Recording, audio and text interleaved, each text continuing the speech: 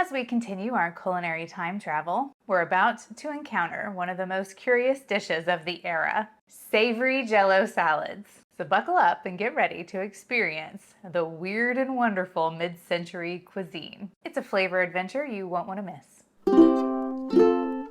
It's Lunch with Lisa. Hi, I'm Lisa and I show you how to make quick and easy healthy recipes. And today we're in my decades series where I'm cooking my way through the decades from the 1900s until now. Imagine it's the 1950s. We're going to sock hops and drive-ins and we're eating Jell-O salads. In the 1950s, after the war with a sudden boom in the economy, people were more inventive with their food and thus began the many gelatin-based creations. Enter the ham and Jell-O salad. It's quirky, it's iconic, and it's about to take center stage on our journey through the decades.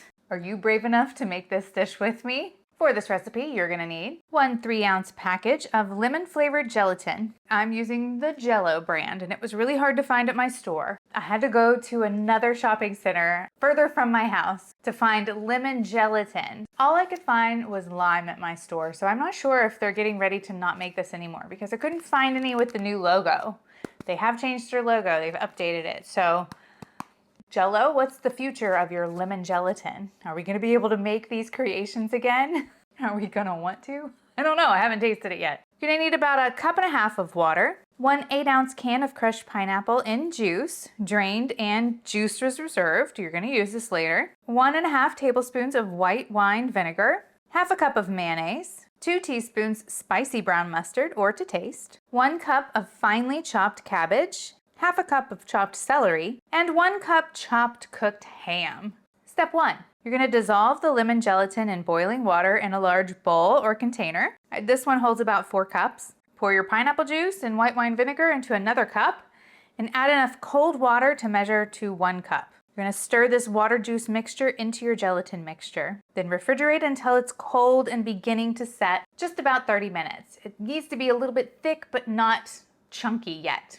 Mine took about an hour to cool off in my fridge. Then you're going to stir your mayonnaise and your spicy brown mustard together in a bowl. Add your mayonnaise to your cooled lemon gelatin and whisk it together until it's smooth. Then gently fold in your cabbage, ham, celery, and reserved pineapple. Then transfer this into a ring-shaped gelatin mold. You can use any type you want. It needs to hold about 4 cups of liquid. I have this little vintage one that I wanted to try, but I wanted to go a little bit fancier with this, so I chose my bundt pan. It's a little bit big for this, so it should be a fun plop when I get it out. I covered this and chilled it in my fridge for overnight, but after a few hours I went and checked on it and it was totally set. And to serve this, I have a bowl of hot water here. I'm just gonna let this sit inside of it. Of course, it's too big for the hot water. All right, so I'm gonna put more hot water in here and then I'm gonna let it kind of loosen up around the edges. So I'm gonna pour some in until it just reaches. Now I don't wanna let it sit in here for too long because I don't want it to start melting. So I'm just gonna go around with my finger and kind of push it to release it from the sides. So I wanna dry off the bottom so I don't have a lot of water dripping down on it. That would be gross. And then I have my serving platter here. You can use a plate. Put that on top. And we're gonna see if this works. Please work. I'm gonna bang it.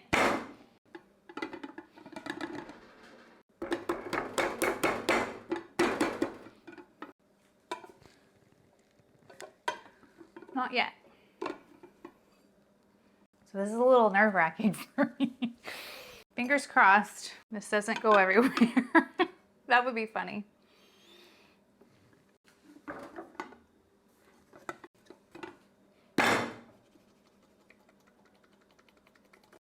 Oh! I heard it. I heard it go ploop. Oh my God, it worked. Definitely need a smaller bundt pan to get the height. This is hilarious. So what I would do to garnish this is probably put some like lettuce underneath it or inside of it, some tomatoes, put some extra ham on it. You could even have cheese. Aw, extra ham. Little ham chunks. It would look pretty with some red tomato, but I don't have any. And then any of the sides that don't look that great. I bet you could hide with some lettuce, garnish. Kind of wants to push it back out though. It's like a cake. This is definitely my first rodeo with Jell-O creations. There we go. Now it all comes down to flavor. We shall see if this is interesting to say the least. Okay. It's definitely palatable because it's not something like aspic or savory like they used to do. It is sweet and delicious. It's got the pineapple in it that tastes really good and has a good texture. And the crunch of the cabbage. Yeah, okay, I can eat this. This is definitely eatable. The texture is just way weird, but I can't eat much of it. I can taste the twang of the vinegar and the mayonnaise.